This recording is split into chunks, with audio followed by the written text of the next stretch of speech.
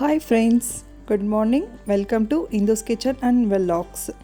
இன்றைக்கி நம்ம ஒரு சூப்பரான டிஃப்ரெண்ட்டான சட்னி ரெசிபி தாங்க எப்படி செய்கிறதுன்னு பார்க்க போகிறோம். இங்கே பொட்டுக்கடலை சட்னி, வேர்க்கடலை சட்னி, வெங்காய சட்னி, தக்காளி சட்னி நம்ம இத்தனை வெரைட்டிஸ் சாப்பிட்ருப்போம். இன்றைக்கி நம்ம சூப்பரான டிஃப்ரெண்ட்டான டேஸ்டியான ஹெல்த்தியான பாசிப்பருப்பு சட்னி தாங்க எப்படி செய்யுதுன்னு பார்க்க போகிறோம். இதை ஆல்ரெடி நான் வீட்டிலே ட்ரை பண்ணிட்டேன். ரொம்ப டேஸ்ட்டாக வந்தது. ஸோ அதனால தான் இந்த ரெசிபியை உங்களோட ஷேர் பண்ணணும்னு ஆசைப்பட்டேன். வாங்க ஃப்ரெண்ட்ஸ், வீடியோக்குள்ளே போகலாம்.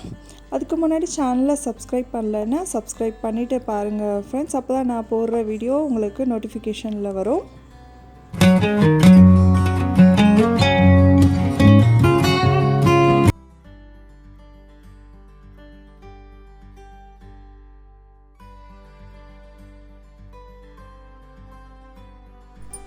ஒரு கப் பாசிப்பருப்பு, ஒரு கப் துருவின தேங்காய், நெக்ஸ்ட் பச்சை மிளகாவும் இஞ்சியும் உங்களோட காரத்துக்கும் டேஸ்ட்டுக்கு ஏற்றால நீங்கள் ஆட் பண்ணிக்கோங்க. நான் கொஞ்சம் கம்மியாக தான் வச்சுருக்கேன், ரொம்ப காரம் வேண்டாம் அப்படின்னு.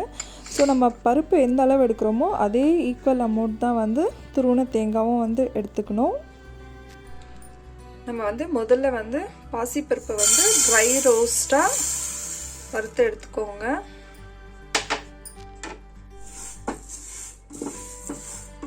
இது லோ சிம்லே நம்ம வச்சு வறுத்து எடுத்துடலாங்க. பாசிப்பருப்பு நம்ம வறுத்து எடுக்கிறதுல தாங்க நம்மளோட சட்னியோட டேஸ்ட்டே இருக்குது. ஏன் அப்படின்னா பாசிப்பருப்பு ரொம்ப வறுப்பட்டுடுச்சு அப்படின்னாக்கா சட்னியோட டேஸ்ட்டே சேஞ்ச் ஆகிடும். அது ஒரு கருகிய வாசனை வந்துடும் சட்னியில். ரொம்ப வறுப்படாமல் கொஞ்சம் பச்சையாக அப்படியே இருந்துச்சுனாலும் சட்னி கொல கொலன்னு வந்துடும். ஸோ அதனால் லோ ஃப்ளேம்லே வச்சுட்டு கொஞ்சம் கை விடாமல் கலரி எடுத்துக்கோங்க. ஒரு பொன்னிறமாக வர அளவுக்கு கலரி நம்ம வறுத்து எடுத்துடலாம். இங்கே பாருங்கள், நல்லா கோல்டு கலரில் சேஞ்ச் ஆகிடுச்சு. நல்லா பருப்பு வறுப்பட்டுடுச்சு. இந்த ஸ்டேஜில் நம்ம பிளேட்டுக்கு ட்ரான்ஸ்ஃபர் பண்ணிவிட்டு ஆற வச்சிடலாம். உங்களுக்கு அப்படியே அளவு தெரியல அப்படின்னாலும் நீங்கள் இல்லை ஒரு பருப்பு நீங்கள் சாப்பிட்டு பார்த்தாலும் நமக்கு பல்லில் நல்லா கொஞ்சம் மொறுமொறுன்னு வரும். அந்த மாதிரி அந்த ஸ்டேஜில் கூட நம்ம ஆஃப் பண்ணிடலாம். ஆஃப் பண்ணிவிட்டு வேறு ஒரு பிளேட்டுக்கு ட்ரான்ஸ்ஃபர் பண்ணிவிட்டு ஆற வச்சுருங்க. பருப்பு நல்லாவே ஆறிடுச்சிங்க. இப்போ இதை நம்ம மிக்ஸி ஜாரில் ட்ரான்ஸ்ஃபர் பண்ணிக்கலாம். ஃபர்ஸ்ட் நம்ம பருப்பு மட்டும் அரைச்சி பொடி பண்ணிக்கலாம். அதுக்கப்புறமா தேங்காய், பச்சை மிளகாய், இஞ்சி ஆட் பண்ணிக்கலாம். ஸோ ஃபஸ்ட்டு பருப்பு மட்டும் அரைச்சி பொடி பண்ணிக்கோங்க. இப்போ பருப்பு நல்லா பொடி பண்ணியாச்சு. நெக்ஸ்ட்டு நம்ம எடுத்து வச்சுருக்க தேங்காவும்,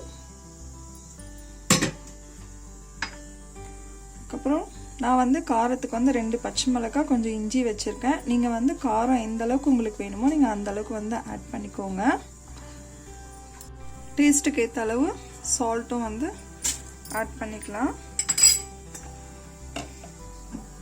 இப்போ இது எல்லாத்தையுமே சேர்த்து நம்ம சட்னி அரைச்சிக்கலாம். கொஞ்சம் தண்ணி ஆட் பண்ணி அரைச்சிக்கலாம். சட்னி அரைச்சி முடிச்சாச்சுங்க. அவ்வளோதாங்க, நம்மளோட சூப்பரான டேஸ்டியான பாசிப்பருப்பு சட்னி ரெடி ஆயிடுச்சு. இப்போ இதை இன்னொரு பாத்திரத்துக்கு சேஞ்ச் பண்ணிக்கலாம். இந்த சட்னி நீங்கள் அப்படியும் சாப்பிட்லாம், அப்படி இல்லை அப்படின்னா தாளிச்சும் நம்ம சாப்பிட்லாம். வாங்க எப்படி தாளிக்கிறதுன்னு பார்க்கலாம். இந்த சட்னியை நீங்கள் ரச சாதத்துக்கோ இல்லாட்டி தயிர் சாதத்துக்கு தாளிக்காமல் அப்படியே சாப்பிட்டீங்கன்னா ரொம்ப அருமையான டேஸ்ட்டு, ரொம்ப அமிர்தம் போல் இருக்குங்க. சட்னி தாளிக்கிறதுக்கு ஒரு 2 டேபிள் ஸ்பூன் ஆயில் போட்டுக்கோங்க.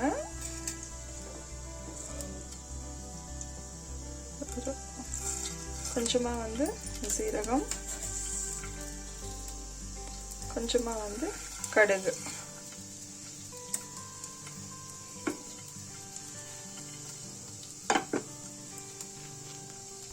கடுகு பொரிஞ்சிருச்சு. இந்த ஸ்டேஜில் நம்ம வந்து கருவேப்பிலை போட்டுட்டு தாளிச்சிட்டு நம்ம வந்து சட்னியில் போட்டுக்கலாம். இந்த ரெசிபி உங்களுக்கு பிடிச்சிருந்ததுன்னா லைக் பண்ணுங்கள், ஷேர் பண்ணுங்கள், மறக்காமல் சப்ஸ்கிரைப் பண்ணுங்கள் ஃப்ரெண்ட்ஸ். தேங்க்ஸ் ஃபார் வாட்சிங்.